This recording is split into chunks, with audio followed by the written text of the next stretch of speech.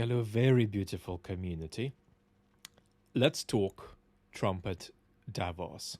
And I want to give, I think, three important bits of analytical reflection.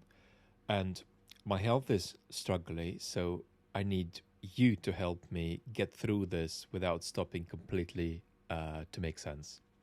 So keep me in check, make sure I'm at least vaguely keeping sense as we chat together. Now, the latest story, as I'm about to speak with you, is that Trump's commented on the conversation he's had with Mark Rutte about the outlines of a possible deal around Greenland.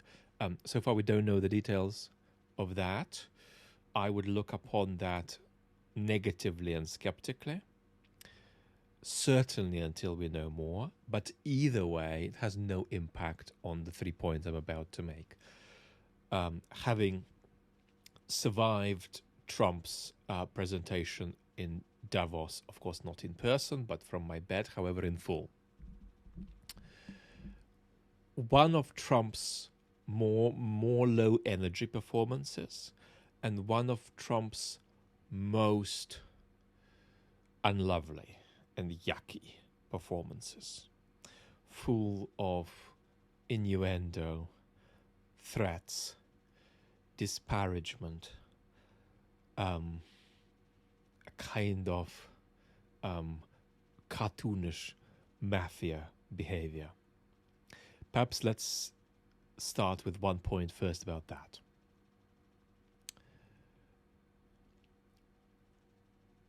Trump's sense of how things should work goes together not just with a kind of monarchism, where there is no need to check the power of the monarch. They can check the power of others, but any checks on their power are just inconveniences, and if they weren't there, that would be good. Trump's not just, without reflectively being aware of it, aligned with that approach ideologically. He's also aligned with a kind of hyper-neoliberalism, to reheat my own terminology, whereby you don't just make the monarchist commitment that your power should not be challenged, but that you put front and center and even fetishize might is right. And what Trump did in this speech is fetishize in all kinds of minor but unlovely ways might is right. Mark Carney wasn't grateful enough to me in the speech he made, but he needs to watch out because you Canadians don't exist without us. These kinds of indirect threats. If you don't give us Greenland, we'll remember it. This sort of petty, petulant, frivolous, sort of ominous implicature of coercion. You know, really disgusting presentation of the most psychologically crude kind of what we call hyper-neoliberalism, the idea that might's right. So there's no point showing you bits of the speech. There's no point giving you 7 or 17 examples of this sort of mafia monarchism. But the speech was threaded with that. It was everywhere, and it contained so many unlovely moments delivered with a kind of low energy incoherence that defined Trump's whole speech. Second point, these points are going to get progressively difficult for me to make to you in a constructive way. So let's try to hold on. I think we're going to do okay with this second point. Lots of people, I think, are absolutely awesome after Trump's speech said Trump has taken force off the table as an option over Greenland. And that included the wonderful Shashank Joshi, who said, I think on the radio after, but also at the time, while live tweeting, Trump's taken force off the table. And my strong recommendation there is not to say that, is to say Trump has said that he won't use force. That's not the same as Trump taking force off the table, because Trump swims about in fleeting dispositional states that then emanate as speech. He very rarely, with very few exceptions, deals with steady beliefs and commitments. So you don't say Trump's taken force off the table or ruled out using force in Greenland. You say Trump has said he won't use force in Greenland, because if he then says tomorrow that he will, you're okay. But if you have said he's ruled it out and then tomorrow says that he will, you've got a journalistic problem there. You could even go further, not just say that Trump said he won't use force. You could also say, at the same time, in the last 24 or 48 hours, Trump has also said that he must have Greenland. And if he can't have it without force, force may then come back as an option. And so the idea that Trump takes anything off the table is, in virtue of a single speech act of his, is a sort of a ludicrous misunderstanding of how he operates. And here this is much more important than Trump, because this is about how journalistic institutions report on post-truth populists. You know, if I'm a post-truth populist, and of course, notice that means I'm not a liar, I am more than a liar or different to a liar, because I don't say that, you know, I've got peaches when I've got apricots. I say I've got peaches, and then I say I don't have peaches, I've got pineapples, and I say I don't have pineapples, I've got papayas. What you don't want to do is report every time that Vlad, the post-truth populist authoritarian, has confirmed that he's got papayas. Because you'll end up reporting that I've confirmed that I've got papayas, that I've confirmed that I don't have papayas, that I've confirmed that I do have papayas, that I've confirmed that I don't have papayas. And what happens then? The act of decentering the citizenry's sense of reality becomes an act in which the media becomes inadvertently complicit together with or on behalf of the authoritarian populist. Right? So you are doing the work of the authoritarian enterprise, right? You're fulfilling its social function if you keep reporting on this. And you and I have also addressed this a lot in connection with the Russians, who do something bad and then say, we didn't do it, and yes, we did, but we were made to, and again, no, we didn't, because it was somebody else, and no, then it wasn't somebody else, it was yet another party, and then no, it wasn't yet another party, it was the planet Jupiter that did it, and then it was the planet Saturn, and it wasn't planet Saturn, it was rings that did it. So you don't want that complicity in the authoritarian function as a media institution. And this is not something that hyper-intelligent journalists are thinking themselves into of their own accord. I mean, Shashank Joshi is absolutely magnificent. But it's important that we think about this at a collective level, at an institutional level, because Trump is not the only post-truth populist buffoon we're going to be dealing with. Post-truth populism is here to stay, and so we need to make the journalistic adjustment. We can't speak about them as though we're speaking with ordinary politicians who lie a lot.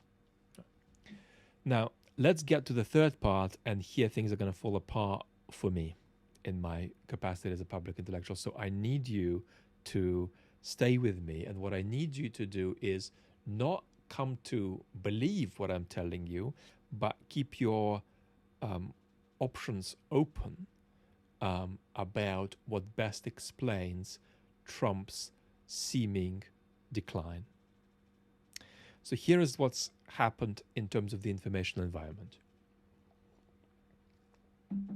Trump's speech was so bitty, so incoherent, that a lot of people are either asking questions, like Rory Stewart was asking, why on earth does Trump keep calling Greenland Iceland in his speech? Is he going to try to acquire Iceland as well? Does he not know the difference? Is this a slip? And why has he done it 4 times? Correct me if I'm wrong. It could be 2, could be 3.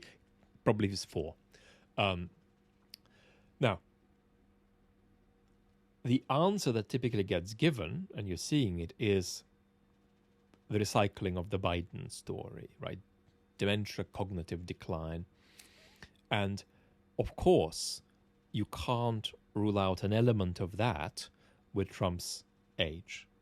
However, it's critically important that what is happening, that we understand what is happening to be something else, something that is not conventional cognitive decline.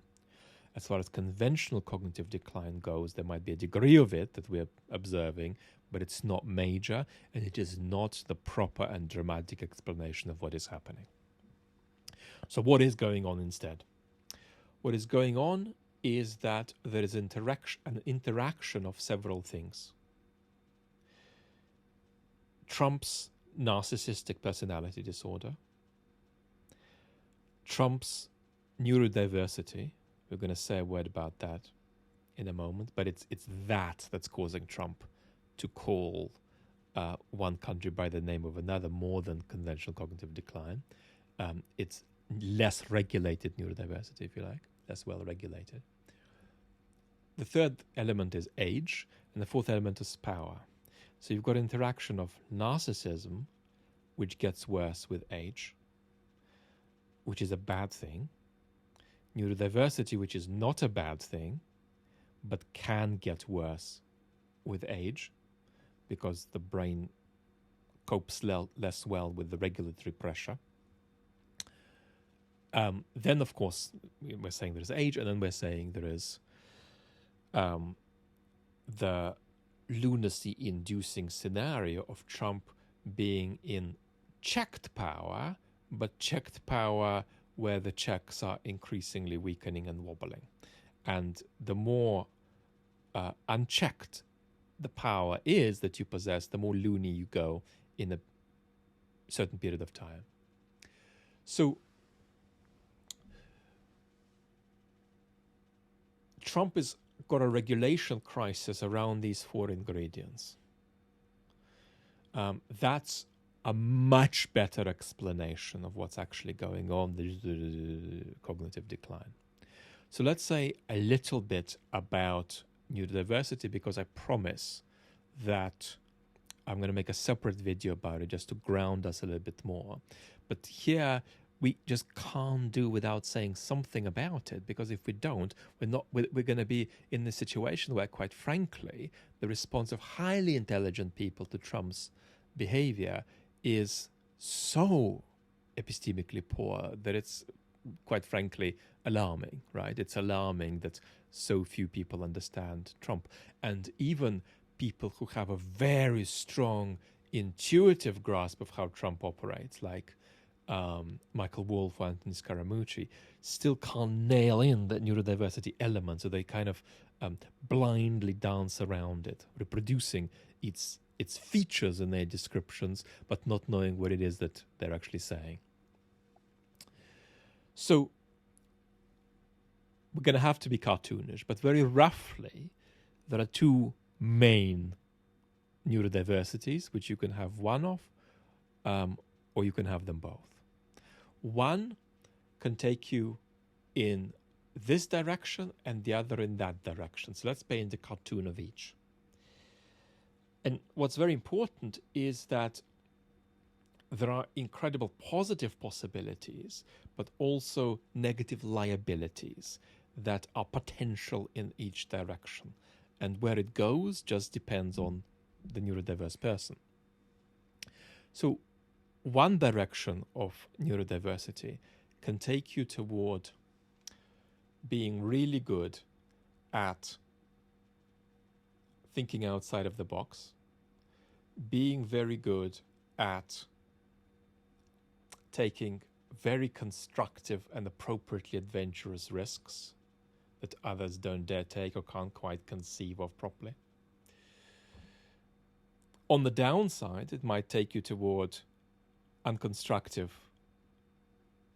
erratic, and impulsive behavior, and ungroundedness where you have some instability, knowing exactly where you're at and what you are and where you're going.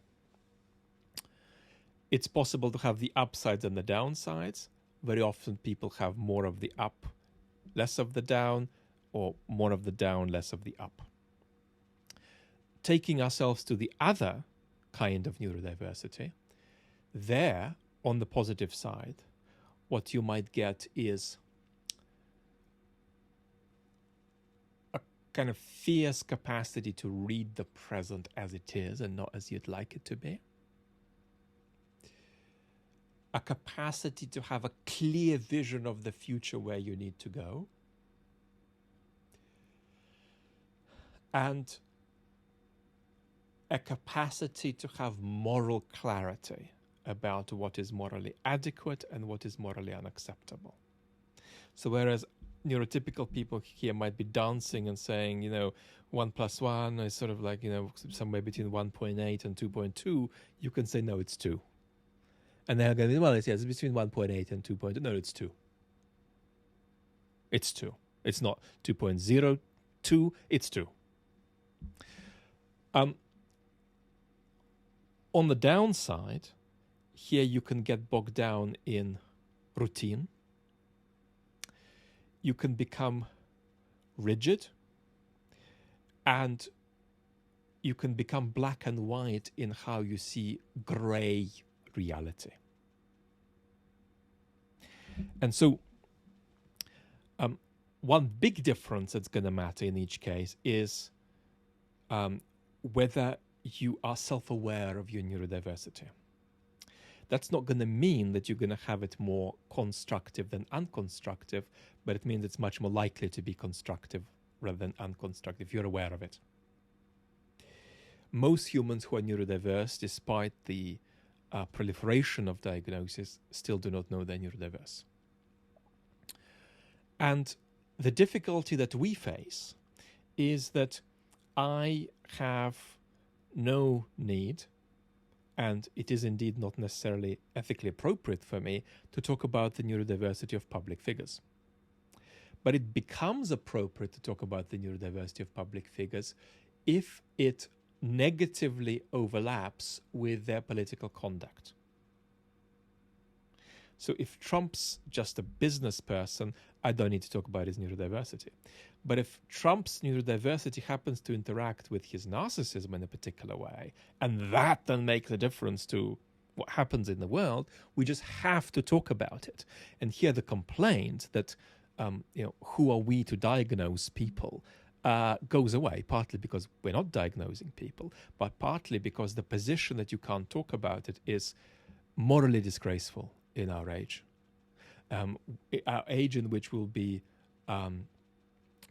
electing a much broader range of people into power and increasingly more destructive people. And that might mean we might be electing people who are less self-aware and less constructive in the way they relate to their own neurodiversity if they are neurodiverse, and we've got to talk about it if power is at hand. What's difficult about this is that it's my culture on the channels to elevate groups, right? And so we need to be very clear that you can also be a very good leader, and in part a very good leader because of neurodiverse qualities. A potential candidate for that category could even be Angela Merkel, but it doesn't matter if you disagree with her positions or her mistakes or her policies. We're just talking about her capacity to operate efficaciously as a political actor. However, the trouble is we don't need to talk about somebody's potential neurodiversity if it actually helped them politically be a constructive actor, because it's not impacting the world negatively, and so we don't need to, as it were, intrude on their privacy and talk about it. But with big political actors like Musk or Trump, there's no way around this. And so we must always package this together with the thought that so many of the best humans who ever lived, talent-wise or ethically, actually were neurodiverse, right? Arguably from Wittgenstein to Mozart. So,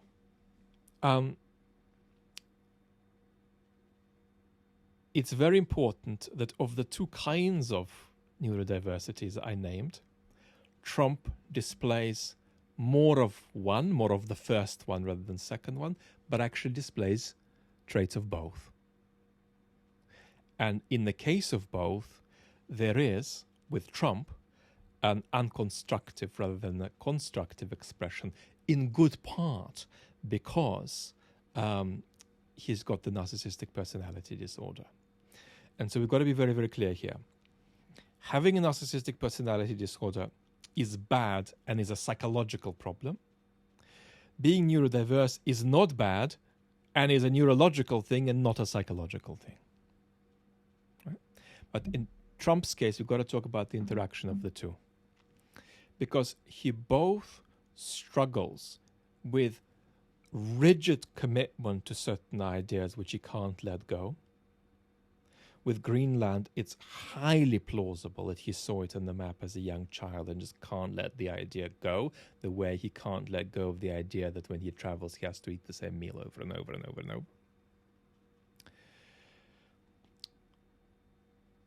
At the same time, he also tremendously struggles with impulsivity.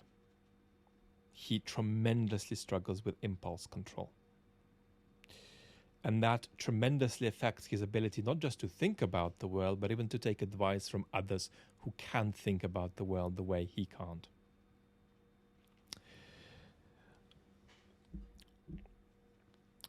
And unless you understand this neurodiversity narcissism interaction and then add the extra difficulties of regulation that come with age and come with possessing weird amounts of weird kind of power, unless you put all of that package together, you're not going to understand what's going on.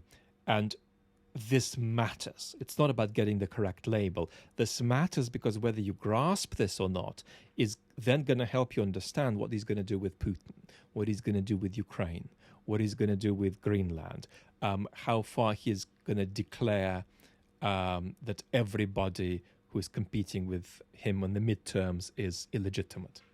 So I absolutely don't believe I've clarified a position, let alone given a position that you should adopt. But I've said, conceive of the possibility of that space out there that could be a better explanation than dementia, right? And then just live with that, just sit with that, and we'll keep this conversation going. So this is not pedantry. This is really, really important. This is stuff that's going to help us understand actions that affect billions of lives. I'm enormously grateful for you to have survived this chat with me. Lots of love and talk soon. And if you are autistic or if you have ADHD, I love you and thanks for being with me.